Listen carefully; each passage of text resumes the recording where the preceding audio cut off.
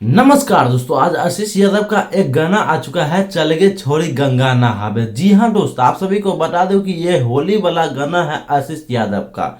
और आज की डेट में ये गाना सोशल मीडिया पर काफी ज्यादा भयंकर तरीके से वायरल किया जा रहा है गाना। जी हाँ दोस्त, आप सभी को पूरा विस्तार रूप से बताऊंगा आखिर इस गाने में कौन डांस किए हैं और कौन खतरनाक तरीके से हिलाए हैं, मटकाए हैं, कैसा क्वालिटी है। सबसे पहले इस गाने का मैटर समझ लेते हैं, आखिर इस गाने का मैटर कैसा है। जी हाँ दोस्त, आप सभी को बता दो कि इस गाने का मैटर कुछ ऐसा है कि आशीष यादव अपने गर्लफ्रेंड से काफी ज्यादा प्यार बहुत ही पहले से करते रहते हैं, और कहीं न कहीं जब होली का टाइम आता है तो उसका गर्लफ्रेंड जो है ड्राइवर के साथ फंसा हुआ रहता है, और उसके साथ जो है होली कहीं न कहीं मना लेते हैं। उसके बाद आशीष यादव काफी ज्यादा गुस्से से आकर कहीं न कहीं अपने गर्लफ्रेंड को बहुत ही ऐसे ऐसे गंदे गंदे बात बोलते हैं। जी हाँ दोस्त, गाने का कुछ मैटर ऐसा है।